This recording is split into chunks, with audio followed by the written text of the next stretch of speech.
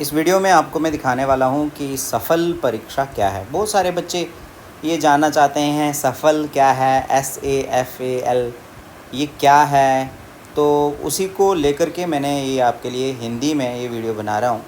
English में जानने के लिए मैं आपको डिस्क्रिप्शन में लिंक दूँगा, आप उसको क्लिक करेंगे तो आप सीधा आप सफल एग्ज़ाम के जो ऑफिशियल साइट है वहाँ से जा कर के इंग्लिश में भी जान सकते हैं। ठीक है, मैंने इसको हिंदी में ट्रांसलेट किया है, आप इसको देखेंगे। बीच बीच में मैं आपको समझाऊंगा क्या लिखा हुआ है वहाँ पर सफल परीक्षा के लिए, मैं आपको वही बताने जा रहा हूँ। ठीक है, CBSE द्वारा सफल क्या है, ये अक्टूबर 24 2021 की बात है। और सफल जिसको हम कहते हैं structured assessment for analysis learning, SAFAL, जो छात्रों के बीच मूलभूत कौशल, जो मतलब बेसिक स्किल्स होती हैं ना, और जो बुनियादी सीखने के परिणामों, जो बुनियादी सीखने वाली चीज़ें होती हैं जिसे हम बनते हैं, और जो भी स्किल्स होती हैं उनको किस तरह से हम लोग डेवलप कर रहे हैं अपने अंदर, उसी को एनालाइज करने के लिए ग्रेड 3, 5 और 8 के लिए, ठीक है, ग्रेड 3, 5 और 8 के लिए योग्यता आधारित मूल्यांकन है। ठीक है, एक एबिलिटी क्या है आपकी, उसको एनालिसिस करेगा ये। सफल क्यों, आखिर ये सफल परीक्षा ही क्यों? जो राष्ट्रीय शिक्षा नीति है, नेशनल एजुकेशन पॉलिसी 2020 के पैरा 4.40 में सिफारिश की गई थी, एक रिकमेंडेशंस दी गई थी कि स्कूलों और शिक्षण अधिगम प्रक्रियाओं में सुधार की योजना बनाने में छात्रों, पेरेंट्स, टीचर्स और जो प्रिंसिपल्स हैं और संपूर्ण जो स्कूल है, पूरा स्कूल, उसकी जो एजुकेशन पॉलिसी है उसके किसके लिए, उसके बेनिफिट के लिए, उसके लाभ के लिए सभी छात्र ग्रेड 3, 5 में स्कूली परीक्षा देंगे और 8 जो रटने के बजाय वास्तविक जीवन स्थितियों में प्रासंगिक उच्चक्रम कौशल और ज्ञान के अनुप्रयोग के साथ मूल अवधारणाओं के मूल्यांकन के माध्यम से बुनियादी सीखने के परिणामों को उपलब्धि का परीक्षण करेगा। अर्थात जो बच्चे पहले रटते थे, रट के याद करते थे, वो सब नहीं चलेगा। NEP के अनुसार हम किस तरह से अपनी समझ को विकसित करें, उसी को इस SAFAL परीक्षा के द्वारा जाना जाएगा। ठीक है, जो पेरेंट्स के लिए, स्कूल के लिए, टीचर्स के लिए, प्रिंसिपल्स के लिए, सबके लिए बहुत महत्वपूर्ण चीज़ है। इस संदर्भ में CBSE ने छात्रों के बीच मूलभूत कौशलों और बुनियादी सीखने के परिणामों, दक्षताओं की प्रगति का आकलन करने के लिए ग्रेड 3, 5 और 8 के लिए एक योग्यता आधारित मूल्यांकन, सीखने के विश्लेषण के लिए संरचित मूल्यांकन सफल लॉन्च किया। वही बात जो मैंने आपको पहले बताई है, दक्षता होती है हमारे में, जो स्किल्स होती है ना, उनको डेवलप कैसे करना है, उसी के लिए SAFAL जो परीक्षा है वो लॉन्च हुई है। सफल नैदानिक मूल्यांकन के रूप में छात्रों पर अतिरिक्त परीक्षा दबाव के बिना शिक्षण में सुधार के लिए स्कूलों और शिक्षकों को विकासात्मक प्रतिक्रिया प्रदान करेगा। ये टीचर्स के लिए भी बहुत आवश्यक हो जाएगा। जब बच्चे सफल परीक्षा देंगे और टीचर्स को पूरा पता लग जाएगा कि बच्चों की क्या आउटपुट आ रही है, बच्चे कहाँ कहाँ पर कमज़ोर हैं, क्या वो वाकई में रटने पर ही बल दे रहे हैं, क्या उनको बेसिक क्लियर हुआ या नहीं हुआ। इसे छात्रों मतलब स्टूडेंट्स, पेरेंट्स और शिक्षकों की मदद करने के लिए डिज़ाइन किया गया है। ठीक है, आपके ऊपर इसका कोई बहुत ज़्यादा जो है वो लोड नहीं पड़ेगा, बस आपने कितना सीखा बस वही पूछा जाएगा, ताकि वे न केवल कक्षा 10 और 12 में पूरे स्कूल के वर्षों में सीखने की प्रगति को ट्रैक कर सकें। सफल परिणामों का उपयोग स्कूलों द्वारा अगली कक्षा में छात्रों की पदोन्नति के लिए किसी भी तरह से नहीं किया जाएगा। क्या यह अनिवार्य है? अब क्या इज़ इट कंपलसरी? क्या सफल है ना? प्रमुख पाठ्यक्रम क्षेत्रों में जो हमारा मेन सिलेबस है, उसके जो एरियाज़ हैं, शैक्षणिक वर्ष जो एकेडमिक सेशन है 2021-22 के दौरान कक्षा 3, 5 और 8 के छात्रों के लिए CBSE स्कूलों में पायलट आधार पर सफल आयोजित किया जाएगा। ये जो अभी आपकी परीक्षा हो रही है पायलट आधार पे हो रही है, 2021-22 में नहीं हो पाई, लेकिन अभी जो हो रही है, आप 2021-22 में 5 में थे तो इसलिए अभी आपकी ये 6th में हो रही है। अगर आप उस टाइम 2nd में थे तो अभी आपकी 3rd में होगी, और अगर उस टाइम आप 8th में थे तो अभी आपकी 9th में होगी। भाषा, गणित और EVSC, भाषा लैंग्वेज, गणित मैथमेटिक्स और EVS है ना, प्राइमरी बच्चों के लिए EVS विज्ञान के, साइंस के सीबीएसई संबंध स्कूलों को सफल 2021-22 में भाग लेने के लिए आमंत्रित कर रहा है।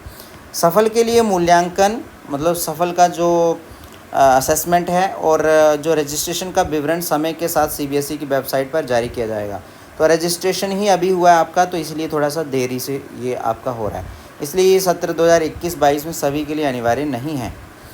लेकिन अगर सब कुछ ठीक रहा तो सीबीएसई इसे भविष्य में सभी संबंध स्कूलों में लागू करेगा। इसलिए हम अनुशंसा करते हैं, मतलब रिकमेंड करते हैं कि सभी सीबीएसई स्कूल इस प्रणाली को आत्मसात करें और अपने स्कूल को इसके लिए समय पर तैयार करें। अच्छा, अब 2021-22 में सफल की कुछ प्रमुख विशेषताएं हैं। पहले वर्ष में पायलट मूल्यांकन होगा। मूल्यांकन की जाने वाली भाषाएं अंग्रेजी और हिंदी होंगी। पायलट के लिए प्रशासन का तरीका डिजिटल होगा, मतलब ऑनलाइन होगा, जिसमें सीमित बुनियादी ढांचे या इंटरनेट सुविधाओं तक पहुंच की कमी वाले स्कूलों के लिए पेपर आधारित प्रशासन का विकल्प होगा। यहाँ पर इंटरनेट नहीं है, वहाँ पेपर पे होगा। इस आशय के लिए CBSE centre for development of advance computing CDSE के संयोजन के साथ एक केंद्रीकृत डिजिटल और गैर अनुकूली कंप्यूटर आधारित मूल्यांकन सॉफ्टवेयर विकसित करने के लिए विशेषज्ञों के साथ संलग्न होगा।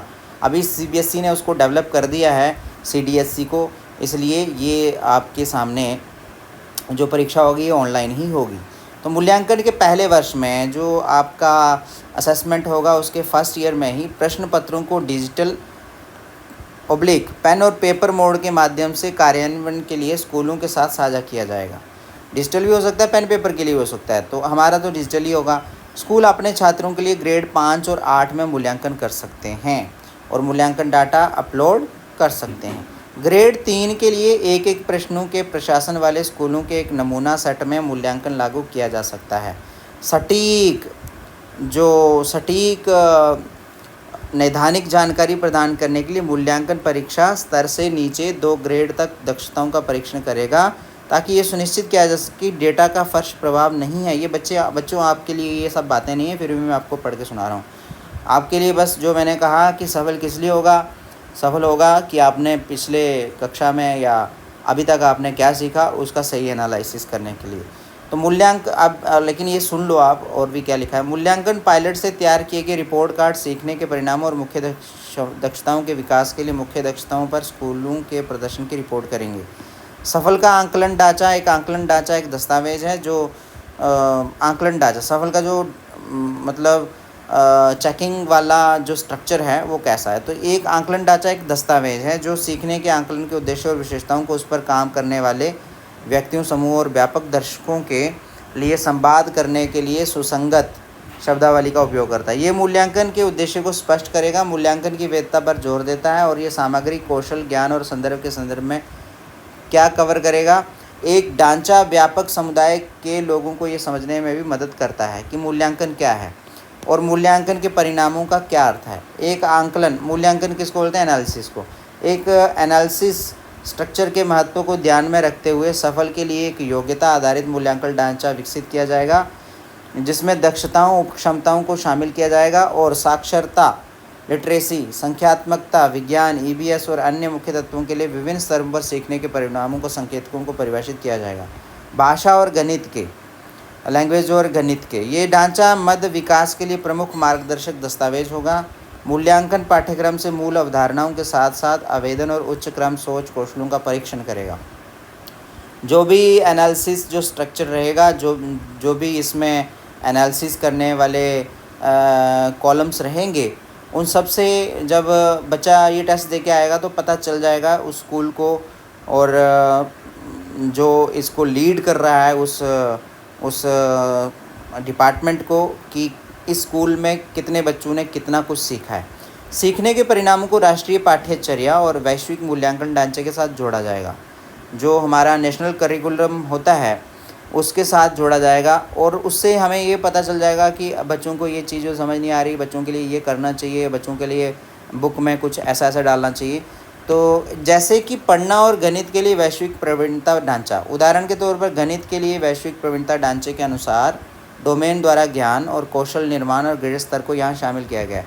फ्रेमवर्क डिज़ाइन विशेष रूप से परीक्षार्थी के दिए गए प्रवीणता स्तर पर मूल्यांकन में कारक है। इस प्रकार किसी दिए गए ग्रेड के लिए फ्रेमवर्क ग्रेड स्तर से नीचे के 2 स्तरों पर छात्र की दक्षता का परीक्षण करेगा।